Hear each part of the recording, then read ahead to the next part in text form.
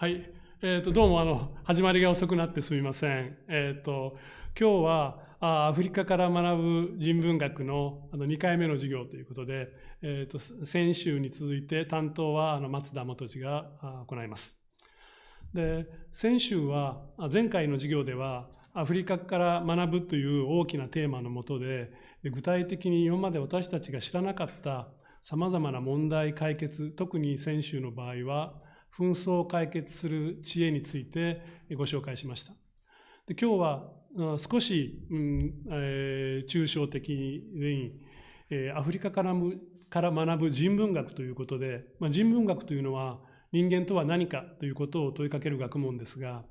私たちは学んできた、これまで中学校、高等学校、大学で学んできた人文学は、やはりヨーロッパを中心とした今の学術知識の支配的な地位を握っている、その立場から見た人文学でした。そこではアフリカから見た、アフリカが生み出した社会、人間、歴史についての見方については私たちは学んできませんでした。で、それについて今日は考えてみたいと思います。で、人間とは何か、社会とは何か、歴史とは何かという問いは、おそらくどこの時代のどこの地域に住む人たちも考えてきたことです。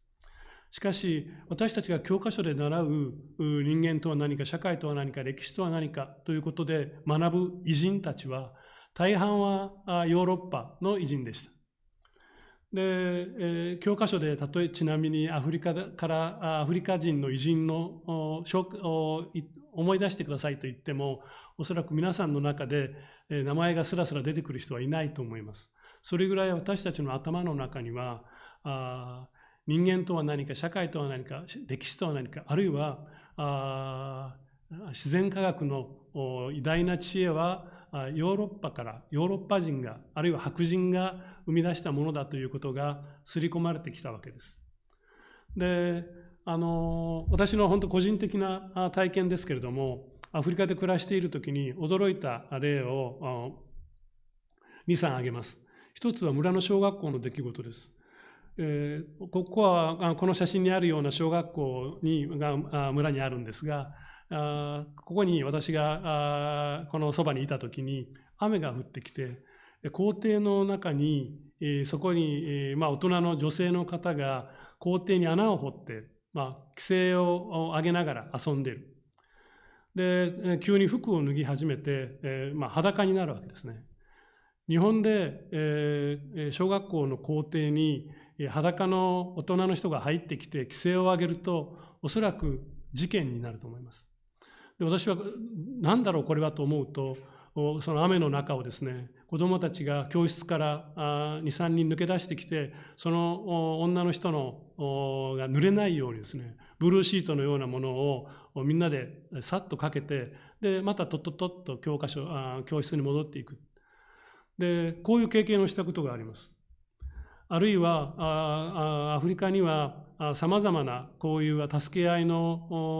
校のようなもの、組合のようなものがあるんですが、これは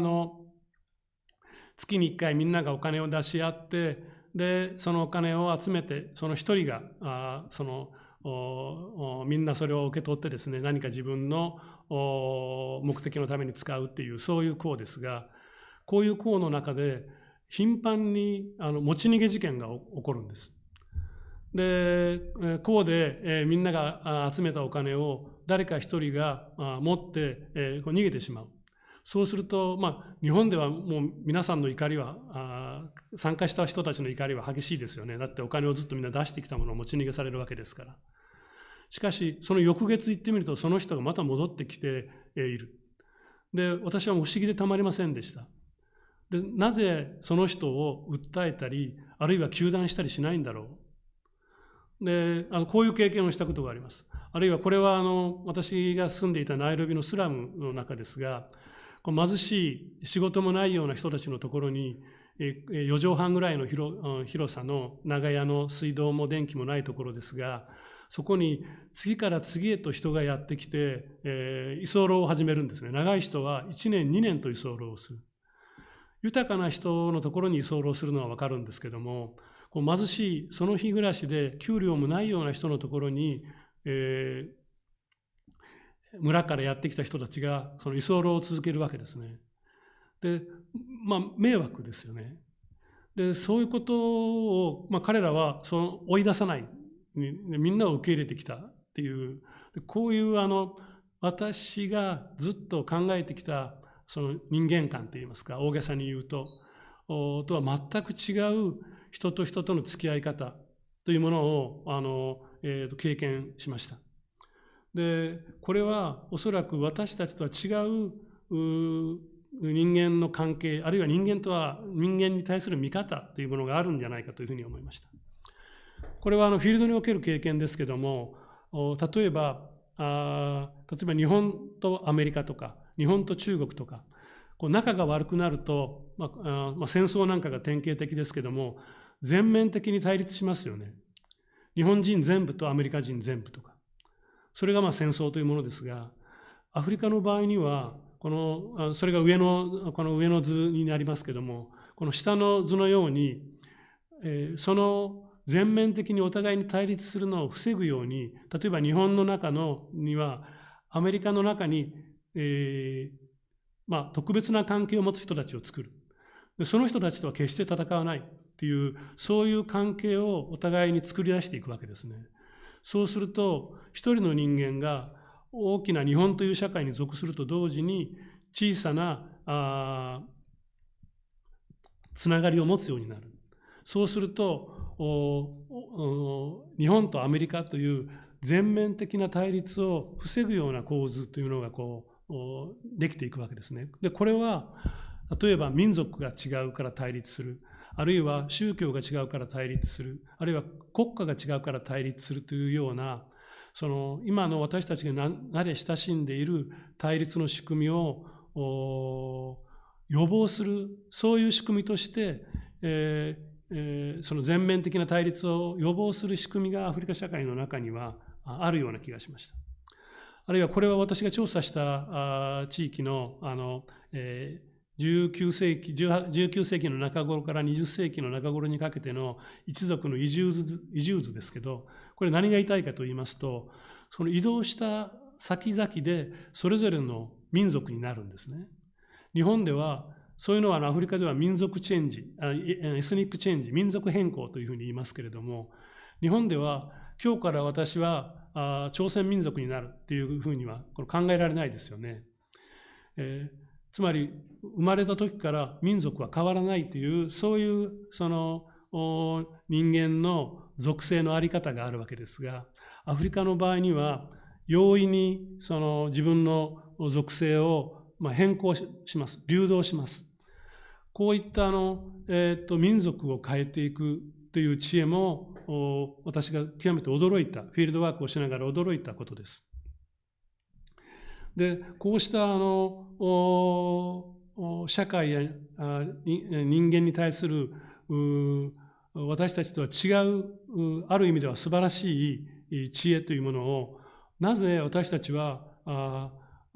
見ることができなかったのでしょうか。それはなぜなら、アフリカ発の知恵や思考を見えなくする仕組みというものが、もうこの現代社会の中には組み込まれているからです。例えば一つはアフリカ社会は未開であるというイメージで、例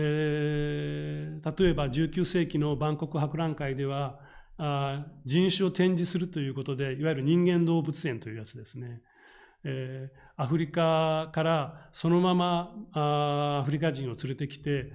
檻の中に入れて、それを見た人が喜ぶという、そういう図式を作られてきました。19世紀から20世紀にかけてそういうものが起こりました。つまりアフリカを見下す意識、眼差しというものは、私はアフリカスキーマと言っていますが、アフリカ下に見る、アフリカを二級として見る見方というのは、この現代社会の中に相当深く根付いています。で、もちろんそれを正す試みはなされていますが、それはもう昔の19世紀のことで、今はそういうことないと思われる方がおられるかもしれませんが、そんなことはありません。今もこういうアフリカ人を見下す認識、見方というのは、広く再生産されていると言ってもいいでしょう。例えば、2001年に行われた巨大な国際会議、反人種主義の国際会議では、奴隷貿易と植民地支配というアフリカ社会を歪めた原因について、真摯な謝罪を求めるという、そういう会議でしたが、その結果はネガティブでした。謝罪をした国も、賠償を認めた国もありませんでした。アフリカ社会は500年にわたって、歪められてきた。私はそれを500年の歪み、200年の歪みと言いますが、これをつまり今アフリカ社会が私たちが見下す見方っていうのは昨日今日できたものではないんです。何百年もかけて今の世界が作り出したそういうものなんですね。ですから私たちはアフリカ初の人文学、歴史とは何か人間とは何かということを考える道をもうブロックされてきたわけですね。例えば500年、この奴隷貿易というのはアフリカから南米アメリカ大陸に向けておそらく2000万人近い、アフリカ人が連れて行かれて、奴隷として連れて行かれました。で、アフリカの港に積み出される前に3分の1はなくなったといいます。アフリカからアメリカ大陸に連れて行かれる船の中で4分の1はなくなったというふうに言われています。そうすると2000万人のアフリカ人が奴隷としてアメリカ大陸に渡ったということは1億人から2億人のアフリカ人がその被害を被ったということになります。これはある社会、ある大陸にとっては致命的な打撃ですよね。で、これが、人間が人間を売るということ、行為自体も、今、私たちは問題にしても、このダーバンの国際反人種会議の中で問題にしても、これについて明確な反省なり謝罪はありませんでした。で、19世紀から始まる植民地支配の中では、例えば、この左側の図はケニアのマウマウ戦争では、100万人近いアフリカ人が逮捕されています。で、右側の南西アフリカのナミビアでは、この1902年から8年の間に10万人以上のアフリカ人が殺害されています。で、こうした植民地支配をこの200年にわたって、アフリカ社会は経験してきたわけです。しかし、こうした500年の奴隷貿易以来500年の行為、そして19世紀から20世紀にかけての植民地支配という行為について、その国際会議の結論というものは、過去の奴隷貿易と植民地支配について、おびただしい数の人間に苦痛を与えたことを残念に思うという、これが結論でした。謝罪も反省ももちろん、それに対する賠償、補償というものも何もなされませんでした。つまり私たちが対象に今日考えようとしているアフリカ社会というのは歴史的に大きく歪められ、今日もなおその歪みの中にあるということを知っておく必要があります。しかしアフリカ社会はずっと歪められてきたわけではありません。例えば13世紀では世界の富の何分の1かはアフリカが産出していたという世界の文明の中心の一つとしてアフリカ社会があった時代でした。で、これは西アフリカのマリの王様がメッカに巡礼に行く時の図ですが、しかしその15世紀から始まった500年続く奴隷貿易の間にヨーロッパは富を蓄え、その反面それと機を一にして、裏側のではアフリカ社会が歪められ、アフリカ人が奴隷として、刺激されていたということになります。そうした中で18世紀19世紀ヨーロッパは啓蒙主義の時代を迎え、市民社会が生まれ、新しい市民中心の民主主義的な市民社会というのが生まれてくるわけですが、その時代19世紀はアフリカ社会にとっては最悪の奴隷の経験を受けた時代でした。で、それを正当化するために、私たちが慣れ親しんできた医学や哲学、もちろん人類学も、いわゆる近代科学と言われているものが誕生したわけです。例えば有名な哲学者のヘーゲルはアフリカ人というのは何の進歩もないというふうに語っていたり、あるいはゴビノというのはもうアフリカ人の知能は極めて、低いということで、脳みその容量を測ったりしながら、そういういわゆるエセ科学と言われますか、科学的にその人種的な差別を正当化するようなことが完成していくわけです。で、そういった中で、アフリカは世界の歴史的な発展の外部に置かれていくことになります。で、それをアフリカ人の歴史学者はヘーゲルテーゼというふうに呼びますが、ヘーゲルがこういうことを言ってるわけですね。で、本来の意味でのアフリカは歴史を書いている。で、アフリカを歴史の外に追いやったところに世界史というものが生まれる。で、つまりアフリカというのが、私たちが今メディアやいわゆる常識として、親しんでいるような歴史なき社会とか暗黒大陸とか、そういったイメージというものがこの19世紀のヘーゲルテーゼ以降科学として、つまりアフリカに歴史はないんだということが事実として確定されていくわけですね。じゃあ今は20世紀の後半以降、戦後の社会で、第二次世界大戦後の社会でそういうことはないのかというと、それは引き続いて同じようなことが行われていました。このトレバー・ローパーというのはケンブリッジ出身のイギリスの歴史家ですが、アフリカには歴史がない。アフリカの歴史というのはヨーロッパと接触した後のいわば近代史、現代史だけがアフリカの歴史だっていう、これを述べたのは1960年代です。で、それを例えば、ヨーロッパでアメリカでアフリカの歴史を学ぶっていう大学で学ぼうとする制度ができたのは極めて新しいです。で、アフリカの通史が初めてできたのは1970年代です。で、そのケンブリッジアフリカ史というものが、これが最も権威があるアフリカ史と言われていたものですが、その8巻のうち4巻は19世紀以降のいわば近現代史です。で、アフリカをこれまで歴史の外に追いやってきた見方に対する反省であるとか、アフリカ人がこの歴史を担当している執筆の章があるとか、そういうものはありませんでした。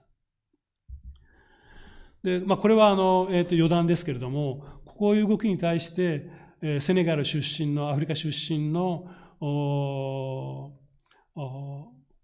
ブさんという方がユネスコの事務総長になって、立ち上げたプロジェクトがユネスコアフリカの歴史というものを作ろうというプロジェクトでした。これは執筆者、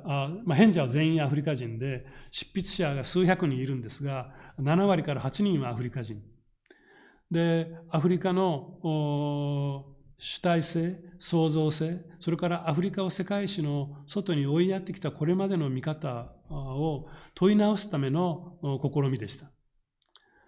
で、これは今日もなお続いています。2009年からの第2期では、それぞれの民族語、スワヒリ語であるとか、ハウサ語であるとか、そういうアフリカの諸語で、簡易版ができて、それが小学校に配布されています。で、日本語版もこの8巻のうちの3巻まで、これ私も関係していたのですが、刊行されていますが、残念なが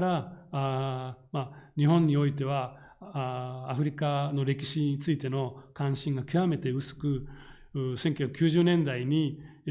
この日本語版の授業は中断されて今日に至っています。極めて残念なことです。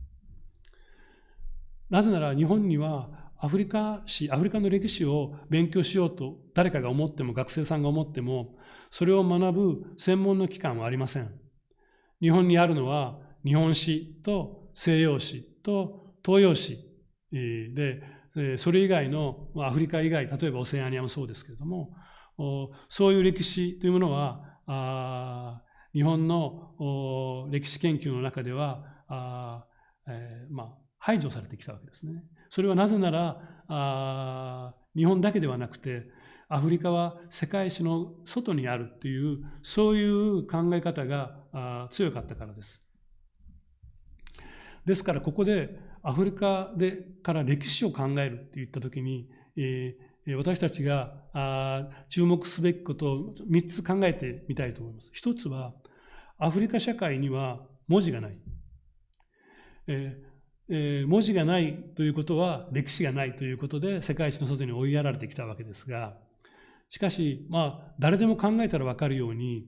深く思索すること、哲学ですよね。あるいは想像力を表現すること、文学ですよね。あるいは過去を記録し解釈すること、歴史学ですね。これは人文学と言われているようなものですが、じゃあ文字がない社会は深く思索したり、想像力を表現したり、過去を記録したりすることはないのかというと、つまりアフリカにはそういうものはないのかというと、そんなことは絶対ないですよね。ある社会である人がずっと生きてきたら、人間が生きてきたら、必ずそこには深い思索があり、想像力があり、過去の記録はあるんです。でも私たちは文字を中心にこれまで人間、そして人間とは何かを問う人文学を考えてきましたが、人間の性の活動の総体を通したことを考える必要があります。文字がなくても人は深く思索します。文字がなくても人は想像力を表現します。それは歌や声やパフォーマンスで表現する場合もある。過去を記録することは文字がなくても可能です。それはグリオというのは交渉で口伝えで歴史を歌や詩と一体になって継承していく人たちのことですが、あるいはトーキングドラムというのは過去の記録を音にして、太鼓の音にして記録していくことです。で、つまりアフリカ社会には当然ですが文字はなくても哲学も文学も歴史学もあるんです。で、アフリカから歴史を見るということは、この私たちが今まで慣れ親しんできた文字を中心に、文字がないところにはそういう人間の、知識、知恵はないっていう、この見方から脱却する必要があると思います。それからもう一つは理性中心主義です。で、私たちは普遍的な正しさの根底にあるのは人間の持つ理性だというふうに思います。つまり理性的でないというのはとても人を否定する表現ですよね。しかしこれが絶対化していくと、例えばそうでない人たちは理性を持たないと判断された人たちは世界の敵対者であったり社会の脅威というふうに見なされます。そしてその人たちに対しては征服したり、あるいは啓蒙したり強制したりするということが正当化されていきます。アフリカ社会を奴隷化したり植民地支配化した発想はこの理性中心主義です。また今日、例えばイスラムの原理主義者に対して、世界の敵対者、社会の脅威というふうに見なすような、つまりそれは彼らが考える理性というものを持たないというふうに判断するからです。この理性というものは、私たちが思っている理性、普遍的な理性というのは、実は普遍的ではありません。アフリカ社会を見るときに、この理性中心主義からの脱却というのも大きなテーマになると思います。でもう一つは人間観です。でこれまで文字を操って、沈着冷静な理性的な能力を持つ自立して自由な個人という人間が、私たちが期待する標準的な人間像だったわけですが、でそうするとこれを標準的な人間像にしてしまうと、それ以外の人間像あるいはそれ以外の存在の可能性を二級化したり終焉化したり蔑視したりする、そういう思考が生まれてきます。アフリカ社会の持つ人文学の可能性をこれまで私たちが何百年にもわたって排除してきたのは、こうした考え方が、思考が根底にあるのだと思います。で、じゃあ、アフリカ社会で学んだ、私が最初に事例に挙げた驚いた経験でいくつか挙げましたけれども、そういう人間像、人間観というのはどういうものなのかということについて、アフリカ人の学者、研究者をはじめ、何人かの人たちがこれまで、いろんなことを注目してきました。もう一つはこれです。人間観というのには2種類あるっていう、一つをトライバルセルフ、もう一つをスクライバルセルフ。日本語に言うと、一つはアフリカ社会のような部族的社会の人間観と、もう一つはヨーロッパ、日本のような文字を持つ書くことを人間の中心に据えた人間観、それをスクライバルセルフというわけですが、そうするとそのスクライバルセルフというのは、自分と他者は常に緊張関係にあって互いに競争し、勝った側が負けた側を全面的に支配するような、そういう自己像、つまり、ちょうどディベートの時間のようにですね、相手を論破したらそれが正しいということで相手を従わせるっていう、そういう人間像というのが私たちが慣れ親しんできた人間観のある側面だと思います。それに対して自己と他者が違いを認め合い、承認し、依存し合う中で共存し、相手を圧倒したり否定したりしないような自己、人間観っていうのをトライバルセルフというふうに述べた人は、人類学者、アメリカの人類学者やガーナ人の哲学者などはこういう主張を行います。で、今日のもう一つのテーマはアフリカ的人間観ですけども、前回も少し述べましたが、ウブントゥっていうのは、アフリカ社会の多くので話されるバントゥー系の諸語の中で、このウブントゥというのはヒューマニティというふうに訳されるものです。人間の抽象形ですね。で、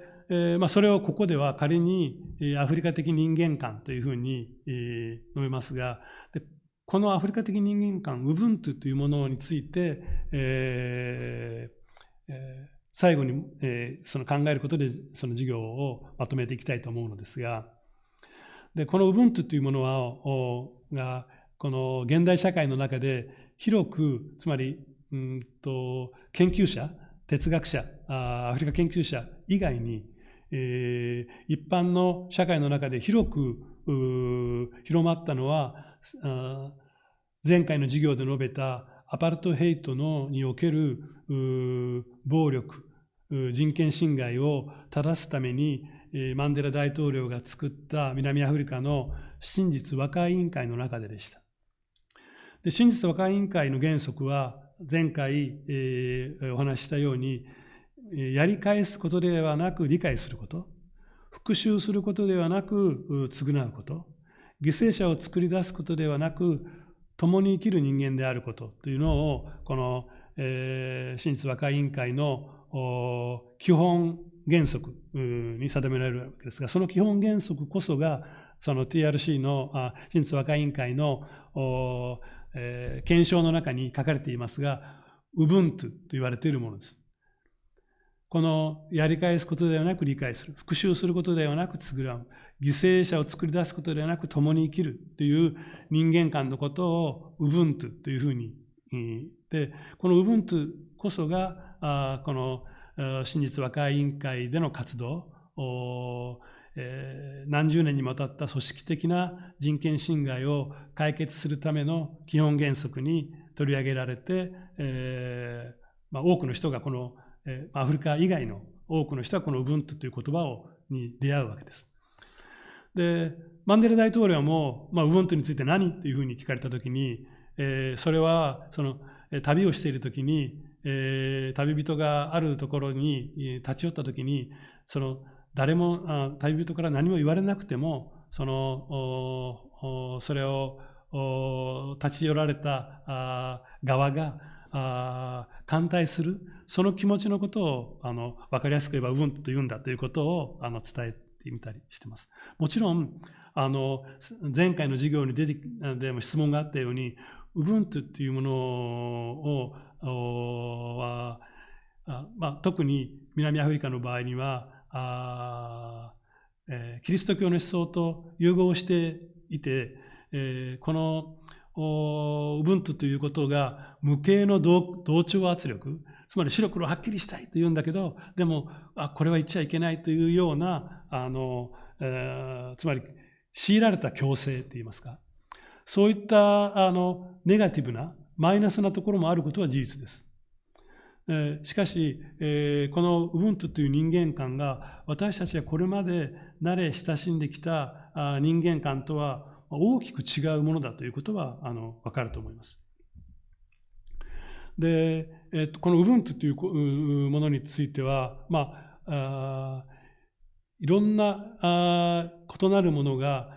有機的に連携しながら全体を作っていくっていう、そういうそのイメージがずっと語られていたり、キーワードを述べろと言われた時には、寛容であったり共感であったり思いやりであったり犠牲であったり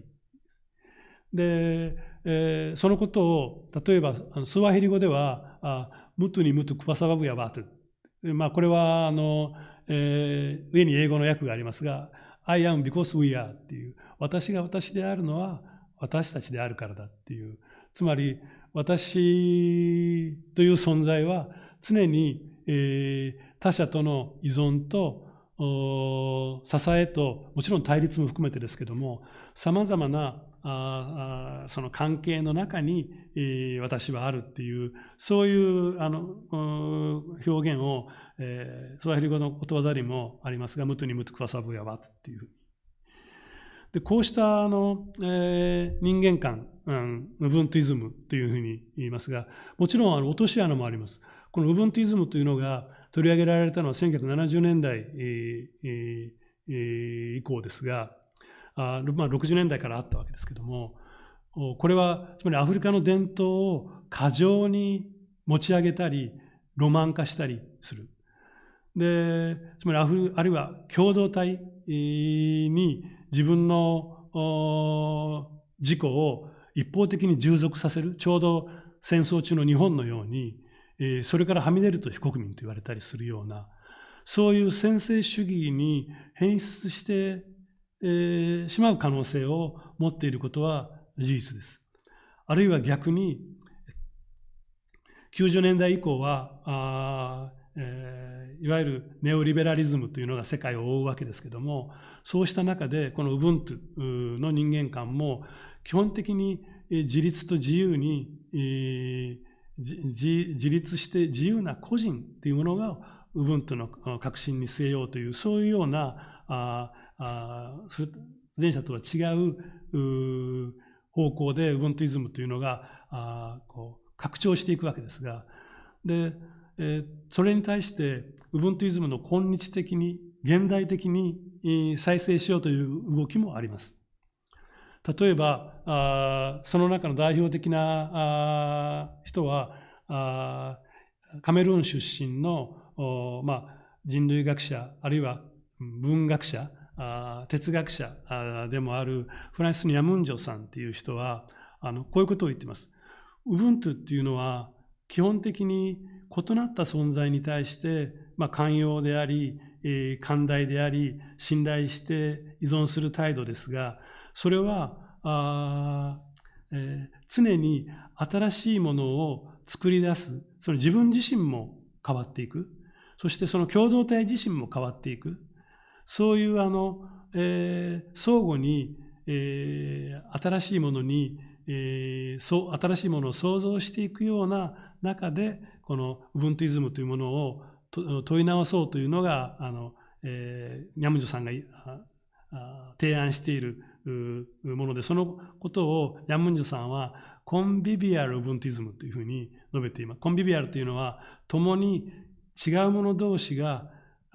共にあるよ。違うものというのは人間だけに限らず、それは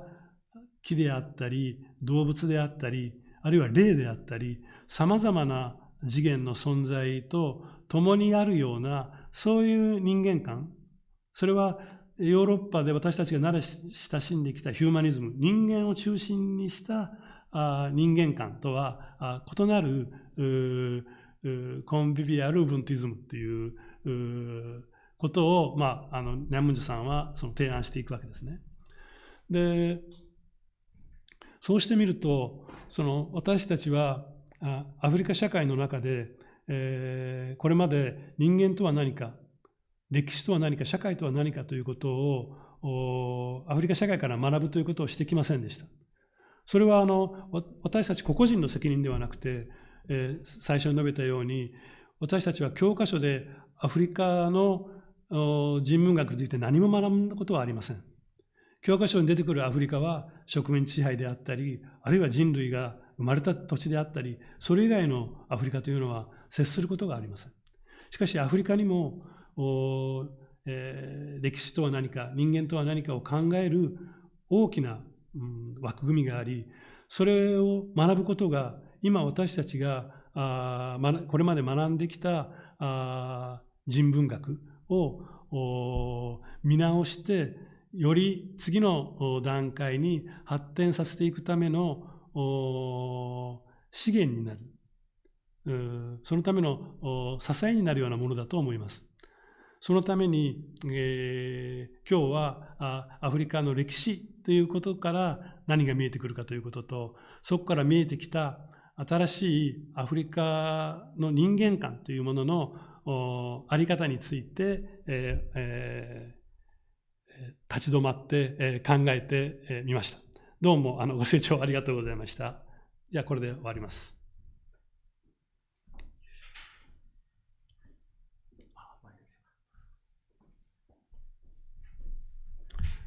はい、今日もいろいろと、質問なりコメントをしていただいてありがとうございます。で、一つは、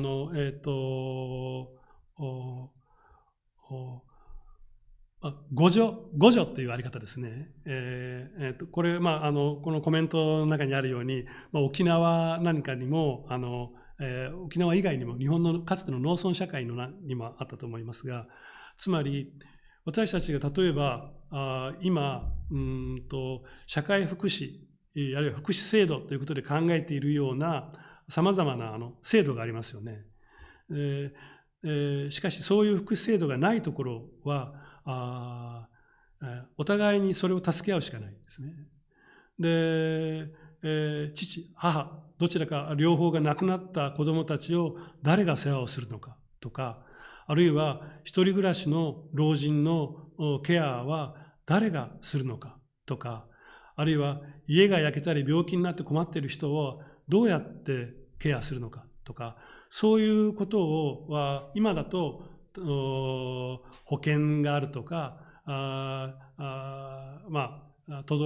自治体のそういう福祉行政に依存するとかっていうことで、解決していくわけですが、アフリカ社会はそれが未整備ということもあり、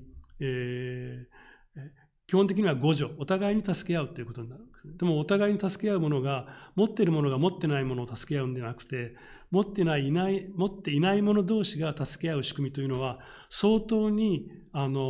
複雑で、かつその前提になる人間観というのが問われるんだと思います。で、その意味で、このコメントにあるような、その沖縄においても、やはり沖縄的な人間観というものがベースにあるんだと思いますね。ですから、そこから考えていくということが必要なんじゃないでしょうか。で、もう一つは、レヴィストロースの話がありますね。で、レヴィストロースという人は、もう亡くなりましたけども、とても、面白いことを、あるいはとても論争的なことをいくつも提案している人です。で、特に、ユネスコがですね、ユネスコがさまざまな文化が協調しながら調和的な社会を作っていくっていう、誰が聞いても文句がない、主張がありますよね。いろいろな文化が互いに違いを認めながら調和して生きていこうじゃないかっていう。で、これに対して、最も厳しい批判をしたのが1970年代のレヴィストロースでした。で、そのためにユネスコとの関係は最悪になるわけですけれども、で、それはレヴィストロースはどういうふうに考えたかというと、ある文化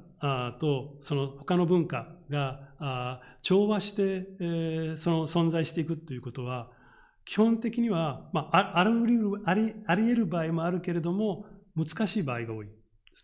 ちょうどアフリカ社会が200年にわたる、あるいは500年にわたる歪みと歪みがあるように、2つの文化、社会が交流するときに、全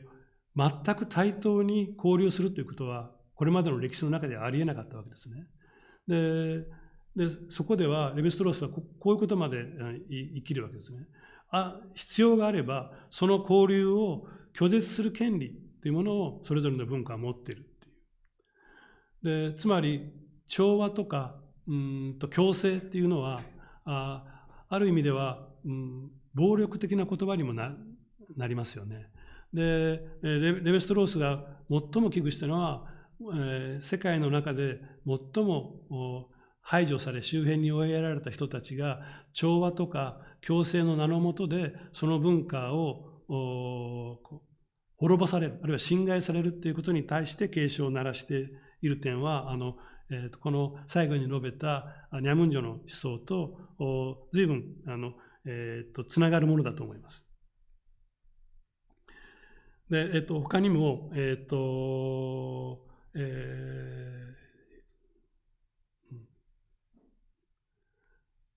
一つはアフリカ社会における宗教の位置づけですよね。で、こ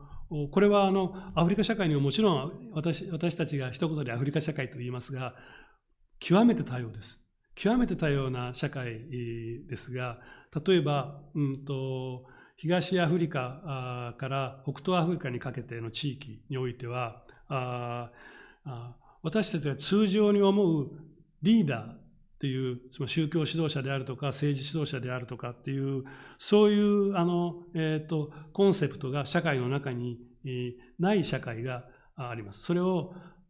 頭がない社会と書いて無統制社会と言いますが、無統制社会というと、これまでの歴史観の中では未開社会というふうに、ほぼ未開社会とイコールだと思われてきたわけです。でもアフリカ社会の中には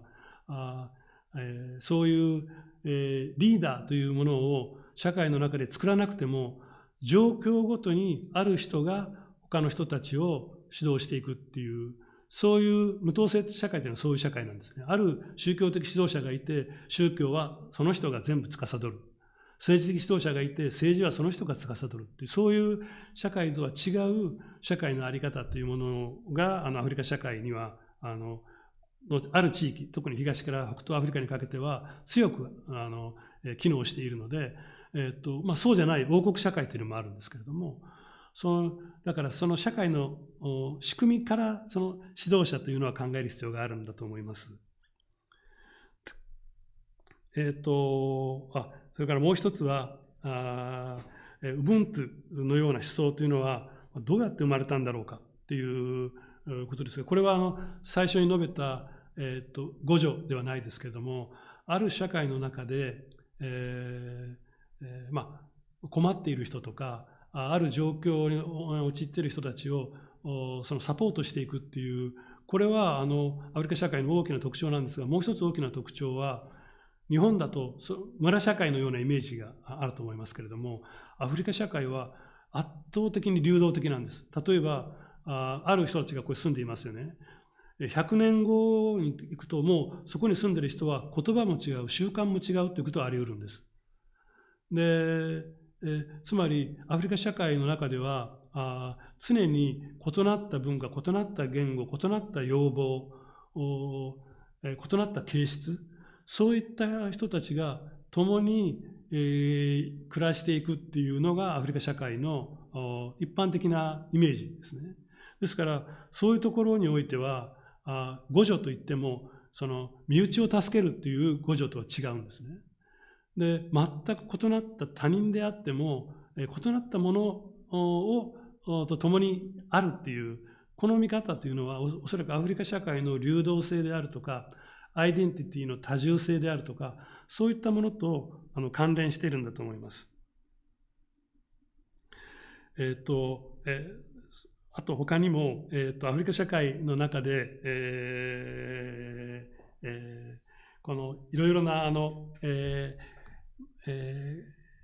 障害がある人であるとか、その貧しい人であるとか、そういう人たちを受け入れているその感覚というのはどういうものだろうかということですが、これ最初に私が述べたその小学校の校庭で、女性が大人の女性、成人の女性が規制を上げながら裸になって穴を掘るっていう。でこれは日本だとそもそももう門はもう厳重に閉められているので、入ることも難しいと思いますけれども、仮に、そこでそういうことが起きたら、すぐに警察が呼ばれると思いますよね。でその女性を隔離していく、どっかへ連れていくっていうことになるんだと思います。でもアフリカ社会の場合にはその子どもたちがそういう行為をしたということは、濡れないようにシートをかけてあげた行為をするということはおそらく初めてじゃなかったんだと思いますね。もう頻繁に起こってたことだと思うんですね。ですから異なったものを隔離して、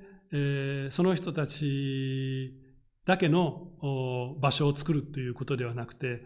異なったものと一緒に生きていくっていうこの感覚というのは特別な感覚ではないんですね。確かに困った時はお互い様という困った時っていうのももちろんあるんですが、それ以外もっと積極的に例えば2番目の例で述べたように、自分が毎月、例えば1000円なり1000円を出して10人で集まった1万円を1人が総取りして自分の何かの目的のために使うという、こういう頼もし講って言いますけど、その講の中である人がその集められた1万円を持ち逃げしたら、これは困った時はお互い様じゃなくて許せないですよね。でも次にその人が出てきたときに、私が驚いたのは問い詰めないんですね。お前なんでそんなことしたんだとか、お金返せっていうことは言わないんです。で、つまりそれはおそらくある意味での、もちろんその許容し寛容であるということもあるんですが、ホールネスといいますか、一体感というのがあるんだと思いますね。で、自分の中のある部分というのをその人。だから、その頼もしをやっているときに本当に頻繁に持ち逃げが起こるんですけど、その頼もし自体が潰れることはあまりないんですね。で、これは日本であればその頼もしというのはもう信用金庫とか信用組合のひな形ですから、基本的に信用ですよね。でも、そういうことを持ち逃げすると信用をなくすから、その制度はもう成り立たないですよね。だから、そういうある行為に対するものの見方自体が、根本的に違うというのは、これはいろんな角度で考えないといけませんが、私はある意味でのそのオーガニックホールネスというか、有機的に人と人がつながっていく全体、一つになっていくということをその共有されているんじゃないかというふうに思いました。で、あと、そういうのは損得感情というのを超えて、そういう人でも受け入れた方が結局得だっていう感覚なのだろうかっていう、これは合理的に考えたらそうですよね。つまり、結果的にその個人に対して、いろいろ回り回ってメリットがあるからそういう行為をしたんじゃないかというふうに考える、それもある人間観ですよね。で、そういう人間観に立てば、他人を助けるという行為も、つまり利他的行為も回り回って自分のためになるという利己的行為であるという、そういうこともできますよね。ですからこういう人間観というのも可能性としてはあるし、でそれを人間観として受け入れて採用している社会というのももちろんあるんだと思います。でもその私が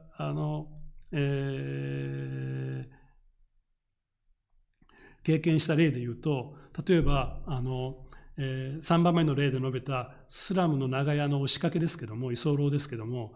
本当に例えば1日働いて100円儲けて、でその100円でトウモロコシの粉を買って食べようと思ったら、そこに6人もやってきて食べる。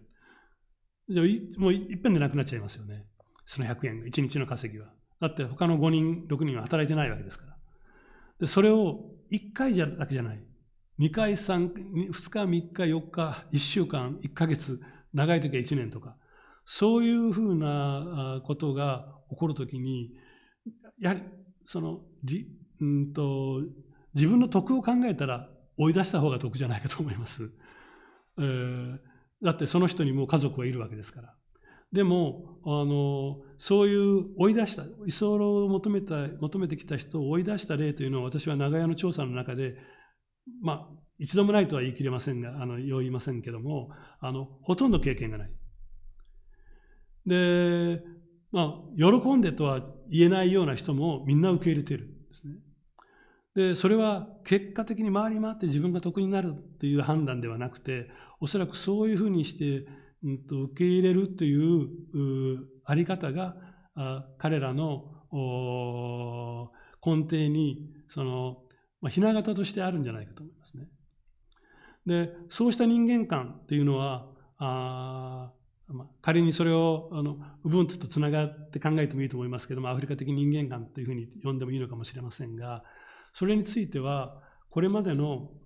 私たちが慣れ親しんできた人文学、文字を使い理性を使い、ある意味で、損得感情を合理的に計算して行うような人間観からは捉えきれないですよね。そうした社会の仕組みというのは、私はもっともっと学んで、探求していく必要がある領域だと思います。で最後の質問の中で、日本社会の中でアフリカで見られるような寛容性はどうやって育んでいけるのかっていう、これはなかなか一言では言えないと思いますけれども、それを考えようと思うと、さっき述べたような理性とか文字とか合理的なあるいは自立した個人とか、あるいは今の近代社会の基盤にある民主主義とか市場経済とか、そうしたそういったものが実はアフリカ社会を200年500年にわたって歪めてきたダークサイトですよね。表の部分は光り輝く啓蒙の時代で、理性がさまざまなものを切り開いて人類社会を発展させてきたものですよね。でもそれとその表面の裏側がその200年500年の歪みの中でアフリカ社会に対して私たちが抱いてきたアフリカスキーマです。そうするとじゃあどうやってそれを学ぶかっていうときに、一方で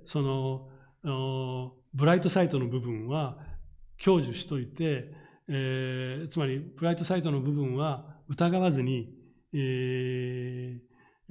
つまり市民社会を成り立たせてきた、私たちの今を成り立たせてきた根底を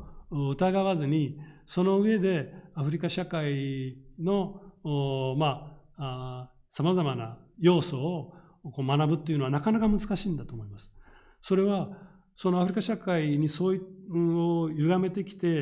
たものが今の私たちの社会だからです。ですから立ち止まって考えるとしたら、今の私たちの社会の在り方自身を考えることから始めるしかないのかもしれません。ちょうど私が京都大学ではアフリカの授業はあまりしてないんですが、アフリカの授業を大阪大学のスワヒリ語を学ぶ学生たちにしたときに、授業の最初にアフリカ社会についてその未開であるとか野蛮であるとか思っている人はいますかというふうに問いかけることがあります。